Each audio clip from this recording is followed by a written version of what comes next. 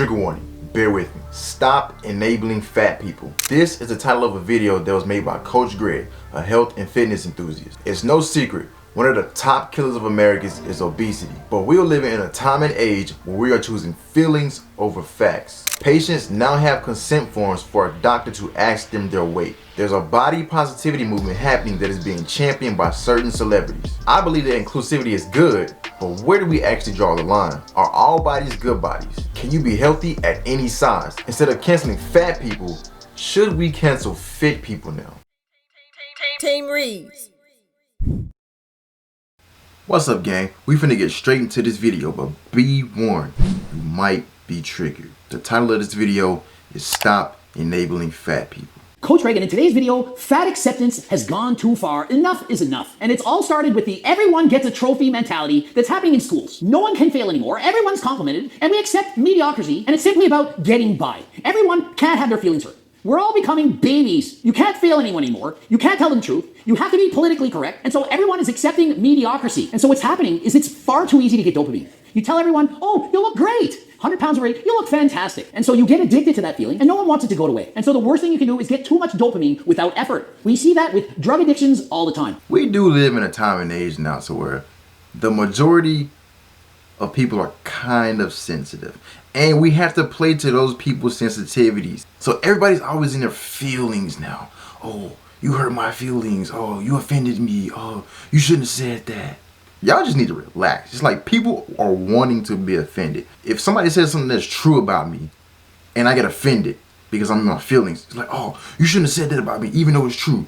Shame on you. I mean, that's kind of like the type of time we're on these days, but that's just the world we're living in. You see that with drug addictions all the time. You start doing drugs, and so why do anything else? You do more drugs, feel great, and life goes on. Problem is, it doesn't go on as long. And the same thing is happening with morbid obesity. And in today's world, it's not only accepted. This here is Lizzo. I don't have any personal beef with Lizzo. I think she has some good music. I haven't really listened to her, but anyway, it's one thing to be unhealthy, but it's another thing to celebrate or glorify it. I think this is when you start getting to some hairy areas when you go under the guise of body positivity, and if I say anything about your body, I'm shaming you. But if you go to the doctor and your doctor labels you as medically obese, are you going to tell your doctor, hey, that was mean, you shouldn't have said that about me? I mean, but that's kind of what we're doing in today's times. And in today's world, it's not only accepted, it's literally being celebrated. Now with drugs, cigarette addiction, alcohol, at least people know it's bad. They can say, hey, probably not good that you're doing drugs every weekend. You're addicted to smoking, getting drunk all the time. That's not good, it's not healthy. Now, if you see a crackhead on the street, you're not going to offer that man more crack, right?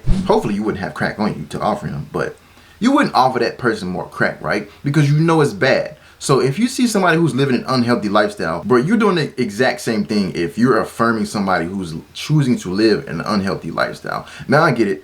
We all have our own lives. We can do whatever you want to do, but it's hard to say you really care about somebody if you're watching them do things to hurt themselves. Getting drunk all the time, that's not good, it's not healthy. But with obesity, with fat acceptance and the promotion of being obese, healthy at every size, people no longer think it's a problem. And yet obesity is the #1 killer in America. The #1 killer. Think of it, the worst thing that's killing the most people. Yet what do we think we need to do to be healthy? Wear some form of a Halloween mask. When in fact, people who are healthy, fit, active, doing cardio, eating right, they're the most likely to live a long and healthy life. Both quantity and quality of life. And Lizzo and others, they not only celebrate their obesity, they promote it. Rubbing their bellies, oh, I love you, belly. You keep me alive, you're so great. Showing you the foods that you're eating. Nicocado avocado. Wearing a, I identify as skinny with his belly hanging out. You can identify as skinny? That's interesting. You see mukbang after mukbang, which is literally glorified binge eating, and yet that's promoted on YouTube, and it's seen as an okay thing to do. And yet, in my opinion, it's no different than a drug addiction. You are addicted to food, and one of the hardest things you could ever do in your life is to put the fork down. Now, it might sound a bit extreme comparing a drug addiction to a food addiction, but if you actually remove the emotion from that and think about it logically, it operates much in the same way. Drug addiction starts from you developing a habit of taking drugs. Food addiction starts from you developing a habit of eating a lot of food. We typically see drugs as being very extreme and food kind of being under the radar, but they function much in the same way. So if you develop a habit of eating food when you're not hungry or eating dessert after you just had dessert, like those things are going to build up and it's going to affect your lifestyle. Very difficult to lose weight. It is not easy. Yet that doesn't mean we should simply accept it. Would you want us to simply accept the fact that you have a drug addiction, or would we do something to help you? And think that it's healthy at any size? Well, how many fat, obese 80-year-olds you see? How many people really old are very much overweight? Not many. And why is that? Because they don't make it that long. That's actually a good point. You don't see too many people who are elderly who are obese.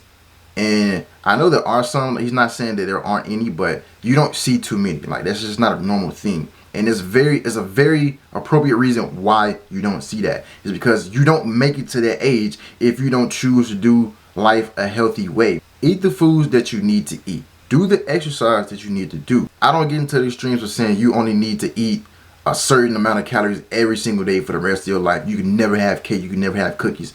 I don't fall into that extreme. I also don't fall into the extreme of you need to work out 3 times a day. You need to do 7,000 reps of abs every week. Like, relax. And so if it was really a fact, healthy at any size, which of course it isn't, why are they not living to old age? And you might be thinking, no, you can be healthy at any size. I'm 300 pounds and I do hot yoga and I go for walks.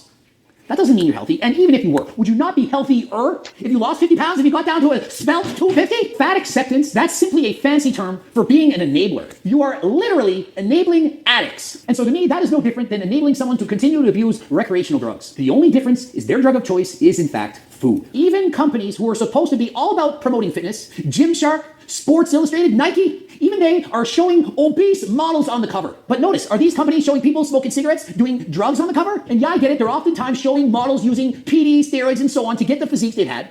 But that is for a separate video. That also is a huge problem. Okay, here's where the whole body positivity thing comes in. People come in all different shapes and sizes. This is very true. I understand this. But just because people come in all different shapes and sizes doesn't necessarily mean that bigger is better or that bigger is acceptable from a health standpoint. You can be skinny and have a healthy lifestyle. You can be bigger than skinny and have a healthy lifestyle. You can be a little bit thicker and have a healthy lifestyle. Yes, all of that is very true. But when it really comes down to it, the bigger you get, it's usually the more that you're doing, or not doing, I should say. You're not eating the right foods, you're not exercising, you're not taking care of your body. And you start to accumulate those extra calories and it builds up in your body as fat. So people usually get sensitive about the word fat. I know like that's a trigger for a lot of people because it seems like it's an insult, and it very well can be. But when you take away the emotion from that and you look at what's really being discussed here, we are celebrating unhealthy behavior. And I think that's kind of a toxic thing to do. And so in promoting fat acceptance and saying it's okay, don't care, gain as much weight as you want, it's fine, we are doing a disservice to the world. It's gotten so bad that we are now fit shaming. Literally, people are being shamed for losing weight and or being in shape. Take Khloe and Kim Kardashian, Adele, Sydney Sweeney. All have had to deal with criticism about having lost weight and or looking amazing. How dare you look like that? How dare you, Adele? You lost all that weight. We used to love you. You were one of us. Now you're fit, lost the weight. Shame on you. Why would you lose the weight? What this reminds me of, it's kind of like when you from the hood and you make it out the hood and the people that's still in the hood are mad at you because you made it out the hood. Or for another example, it's kind of like a black people thing. It's like if I'm eating a salad, somebody be like, oh, look at this guy trying to eat healthy. Look at him. He think he's doing something.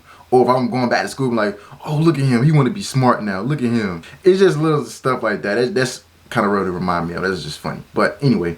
That is fit shaming at its worst. It's gotten so bad that even actual doctors like Dr. Mike and others have been accused of being fatphobic. Why? For asking patients to weigh themselves. Let me check. That's just crazy, man. Oh, you're fat shaming me. I don't need to tell you my weight. What is that relevant? How is that related to my high blood pressure, my diabetes? Bro, people are really out here arguing with their doctor. That's wild. Well, when you're morbidly obese and gaining more weight, you're more likely to get sick and or die. And so as your doctor, I kind of want to know. You know, it's my job. And so they've even developed a card. Here, doc, don't weigh me unless it's medically necessary. Am I not your doctor? It's of course medically necessary. What are you even talking about? It'd be like getting a breast cancer screening and saying to the doc, you know, don't feel my breast for lumps unless it's necessary. Well, yeah, kind of necessary. Oh, I think I have skin cancer. Don't look at my moles unless it's necessary. That is the whole point. It's their job. And so if you don't think that weight matters, that being obese doesn't have any influence on your health, well, think again. Imagine the fine print. If you really need my weight, please tell me why so that I can give you my informed consent. We are really doing the whole consent thing with weight at the doctor's office? Wow. Why should they not check your weight? It's an important quantitative measurement to more accurately tell you your risk factors. Oh, doc, don't check my blood pressure unless it's really necessary. Well, how would I know if you had high blood pressure without actually checking your blood pressure? And so how do I know if you're gaining or losing weight without checking your weight? Now, is it easy to lose weight? Of course not. In fact, losing weight might be the most difficult decision you'll ever have to make. Of course it's not easy. And so just because I'm not in favor of fat acceptance and saying people that they're healthy at any size doesn't mean that I don't understand just how difficult that it really is. It is hard. Of course it's hard. Quitting smoking is hard. Battling any drug addiction is hard. Running a marathon is hard. But doesn't mean that you just give up, that you throw in the towel, that you don't try, and you just gain all the weight, and that we glorify it. Simple, but not easy. That is something that I really preach a lot in my own personal life. A lot of things in life are very simple, but the actual application of it is not easy. For example, if you want to lose weight, it's very simple. You burn more calories than you consume. If you do that for an extended amount of time, you will lose weight. Why that isn't easy is because it requires you to have discipline. It requires you to have self-control. It requires you to do things that you don't want to do. And a lot of people don't want to do that, so they don't get the result that they want. Very simple, very straightforward. But just because it's not easy doesn't mean it's not possible. But people will only change when the pain of staying the same outweighs the pain of changing. Oh, Coach Greg said that if you can't see any abs, that you're fat. Fat is another word for being overweight or obese. And sorry to break it to you, but if you're overweight, you're fat. Not saying you're a bad person, not saying you don't deserve love, kindness, and attention, but I am saying it's probably going to reduce your life expectancy, shorten your life, decrease quantity and quality of life. And so when I make videos speaking about how to lose weight, keep it off for the rest of your life, I'm doing it because it's going to be beneficial. And sure, it's easier for me to say, you don't need to lose weight, healthy at any size. Can you walk for 10 minutes? Well, that's great, you're healthy. Don't worry about it, you're 100 pounds overweight, but you're going for a walk. That's great, you are fine. That's not it. It's much harder to tell people what they need to hear. And what I do, I tell you what you need to hear, not what you want to hear. And so what can you do when you realize that fat acceptance is not a real thing? It's just some artificial human-made terminology to brainwash you into thinking that you're healthy. What can you do? Well, if you're struggling to put the fork down, if you're not getting in 150 minutes of cardio a week, you can start there. Try to eat low-calorie dense foods that are more filling. If you don't know what those are, I have tons of videos explaining that. Here's my wrap up for this video. I think it's important to care about your health, and if you don't, there are negative consequences for that. That's not even something to argue about. It's scientifically proven. The quality of our decisions determines the quality of our life. If we make bad decisions over and over, that turns into a bad habit. And that then turns into a lifestyle. Now, I do understand some people have medical conditions that cause them to be unhealthy. None of this is about them. This is 100% catered to people who have full control over their health and their body. As a Christian, I am called to love my neighbor. It's not a loving thing for me to affirm poor behavior that has negative outcomes. And with that being said, it's not my place to go around calling people fat. That's not a loving thing to do either. I want us all to live extended, fruitful lives. But if we don't take care of ourselves,